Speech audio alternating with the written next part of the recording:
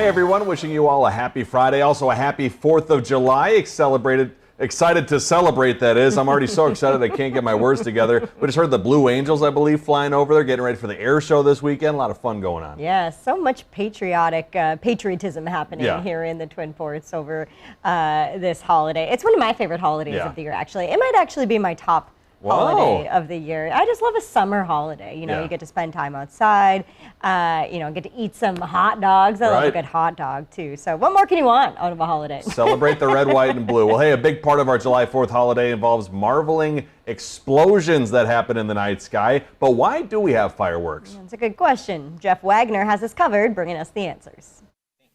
Colorful pearl shower?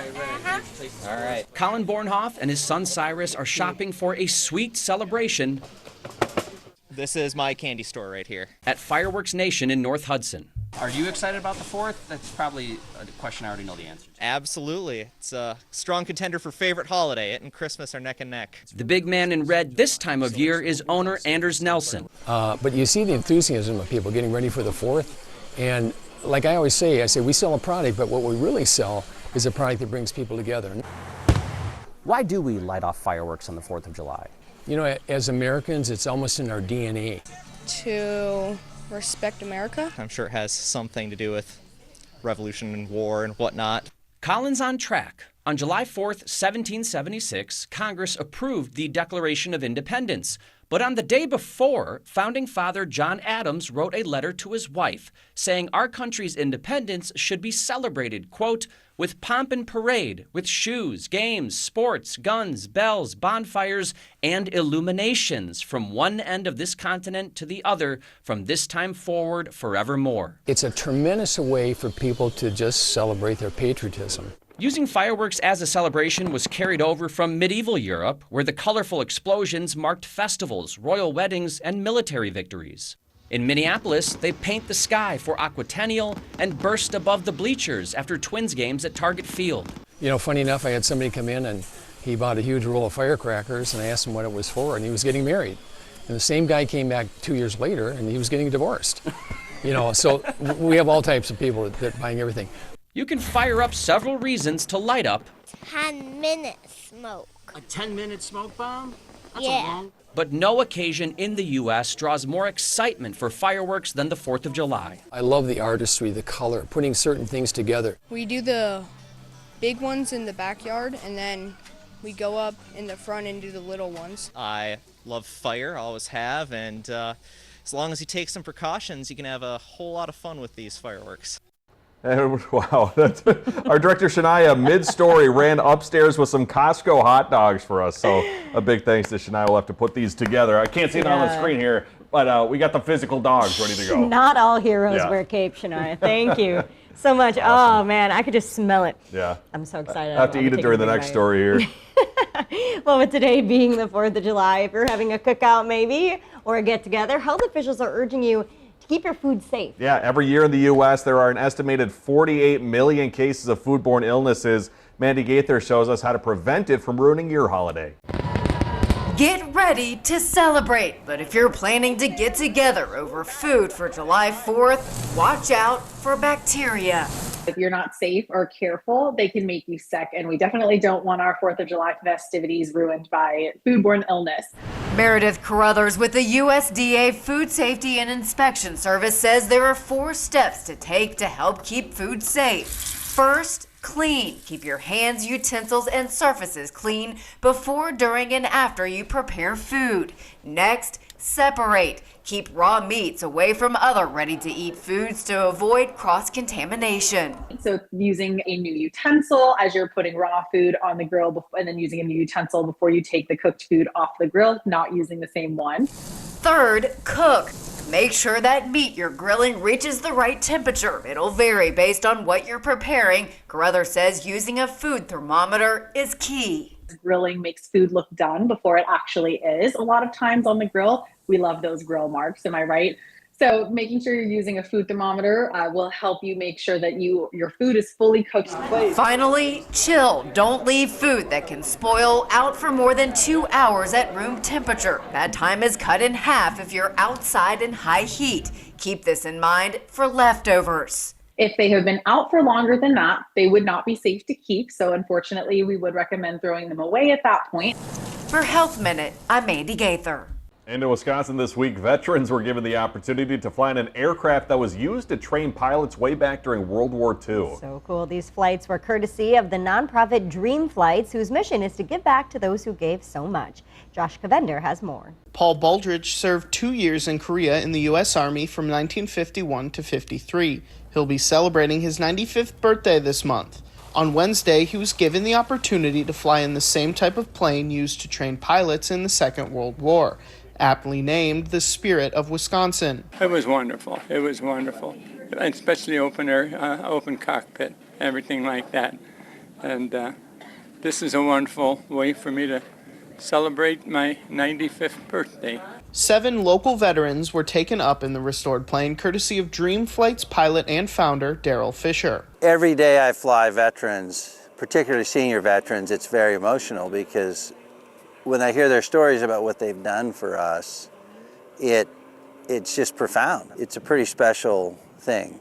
And then to be able to thank them with the flight in the airplane is just a bonus. Fisher saying the flights resonate with veterans across the country, and often many never want to stop flying. If they had their way, we'd only fly like 6 veterans a year because we would fly them every time. But it puts a spring in their step. Baldridge saying the most worrying part of the flight was the stairs. And this is another one to add and say, hey, guess what I did yesterday? So this is real nice, and it's a wonderful thing they're doing for former servicemen.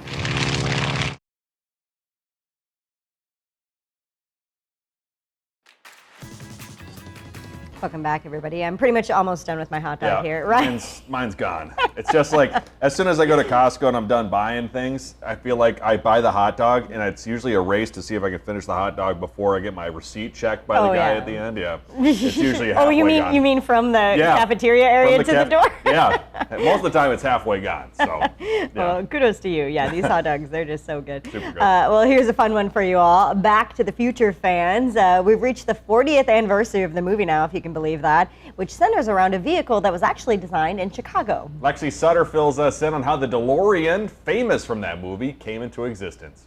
Are you telling me that you built a time machine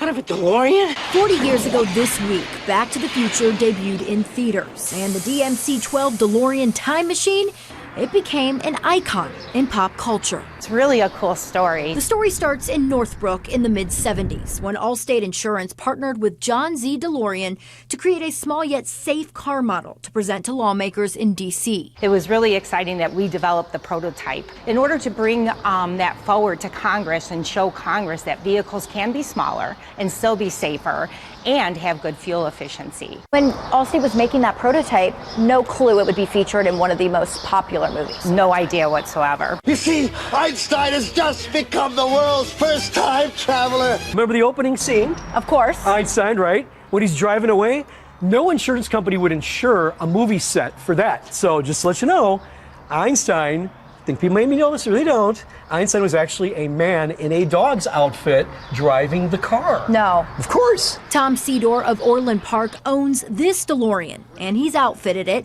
to be almost exactly the same as the time machine you've seen on screen. This is the element here that determines how fast we go. Your time circuits to your right tell you where you are, where you want to be, and where you were. And on the far right side is the plutonium gauge. So you want to make sure you have enough plutonium to travel back to the future. It requires something with a little more kick. Plutonium! Once you do get 1.21 gigawatts of power, 1.21 gigawatts! the flux capacitor actually gets you where you need to be. Is this drivable? It's drivable. I drove it here. I'm sure you get a lot of attention on the streets. Yes, we do. And it's for a good, it brings a lot of smiles on people's faces, that's for sure. Designed for safety in Chicagoland, but famous around the world for its futuristic, though fictional, capabilities. Oh man, it's such a cool car. Yeah, it really is. I am shocked to learn that they put a guy in a dog suit. Yeah, that might be the biggest part of that story. Yeah. It's so funny. And that little dog, too, looked a lot like my parents' dog. So, Yeah. just so cute. I need to rewatch that movie. I haven't seen it in a long time. Your parents got to make sure it's not a human, as your dog. Sometimes we wonder that because he seems very human-like. I bet. Well, hey, today's a great day with friends and family, but sadly, for one Minnesota couple, 4 years ago, they lost a pendant which actually contained their daughter's ashes at a store, and obviously they were heartbroken and thought they would never see it again. Then the unthinkable happened, and it's all thanks to the sharp eyes and actions of a group of employees at that very store. Out of all the words you can live by, Live like Leah. these three are the guiding light for Tom and Kathy Hemish. Slow down. I know.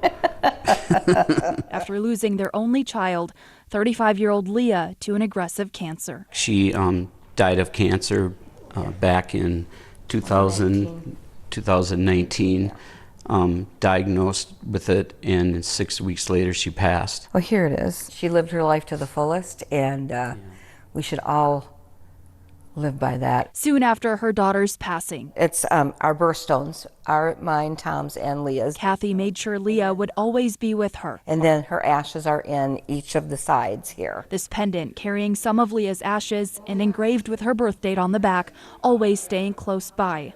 Until one day, 4 years ago, the pendant disappeared as Kathy was shopping at This Cub in Rosemount. They searched the store, the parking lot, We looked in the house, we looked in the car. and even posted on this Rosemount Neighbors Facebook page. I mean, it hurt. Yeah. But, what do? You have to just move on. Moving on, about a year later, Tom and Kathy made a new pendant, nearly identical to the one they'd lost. Live like Leah, engraved on the back. But 4 years later, 4 years and a month, it's like, who would ever imagine something would show up? Tom and Kathy thought was impossible became a reality. I was speechless. I'm like, I couldn't even wrap my head around it because it just, I thought it was gone forever. I just could not even imagine that it was here.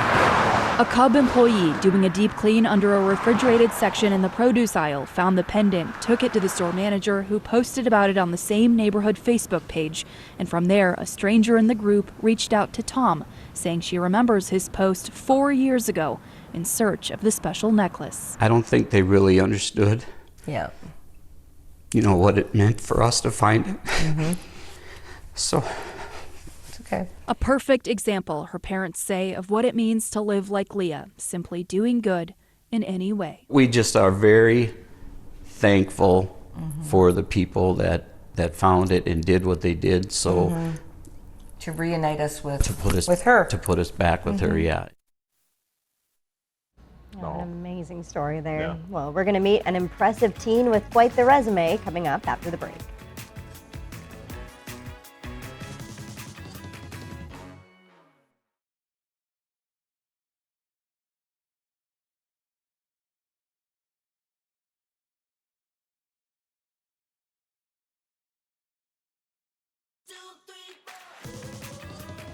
Welcome back, everybody. A teen in Minnesota is celebrating graduating simultaneously with an Associates of Liberal Arts and Sciences, as well as their high school diploma. How about that? Susan Elizabeth Littlefield introduces us to that impressive graduate.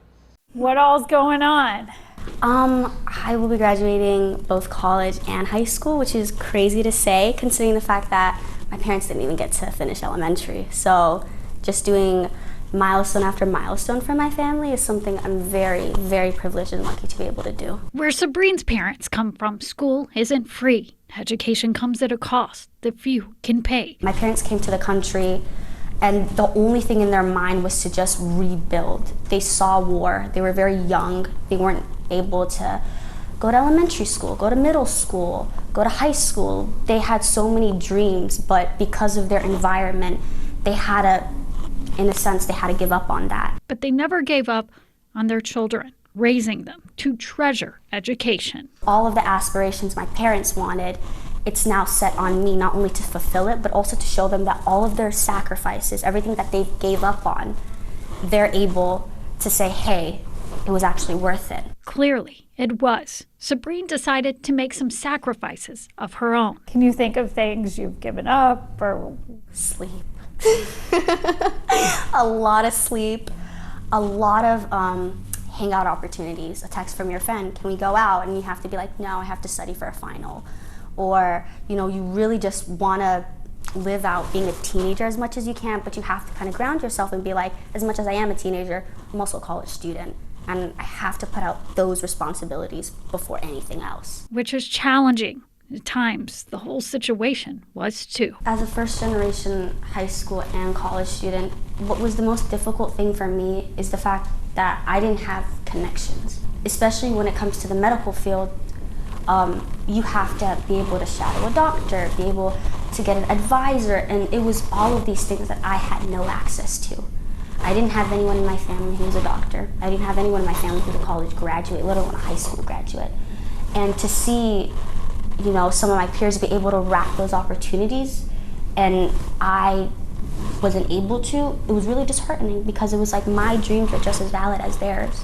It's just that my circumstances are different, and I don't think that should, you know, declare that I'm less deserving of something. And she clearly is deserving. She has 2 degrees and one huge dream. You've always been eye on the prize. Yes. And what is the prize? The prize is to become a surgeon and be able to go back to Somalia and actually help my community. We have a lot of healthcare disparities where I'm from, and so it's kind of up to the newer generation that has the opportunity to not only be able to become educated, but also be able to reach out to other people, learn from new people, gain new perspectives, and go back to our country and fix it, because it's the youth that, you know, help the country rebuild it and save lives. So that's the goal. So you want to physically go back there? Yeah, to try and help the healthcare system in any way possible. And live there? And live there and try and help people. Growing up, I would hear stories coming back from home of people who had such simple illnesses that couldn't be cured. Things that I could go to the hospital and just get a simple shot and I'd live my life. We have the worst child mortality rates back home for something as simple as influenza or malaria. And it's up to people who are Somali to go back to our country and to fix it and to save lives and to make sure that no child doesn't get to live to see their next birthday over something so simple as a measles shot.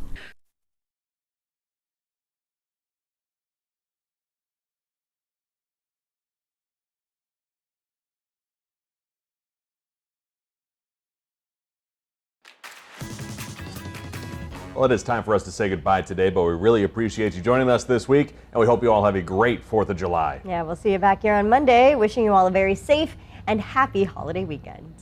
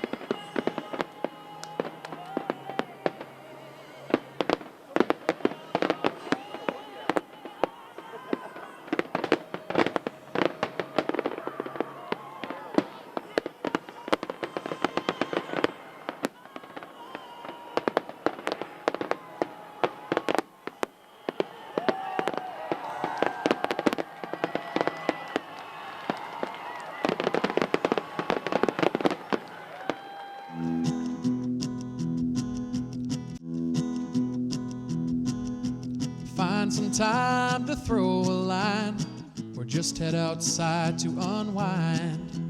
That's the life in the great North Woods.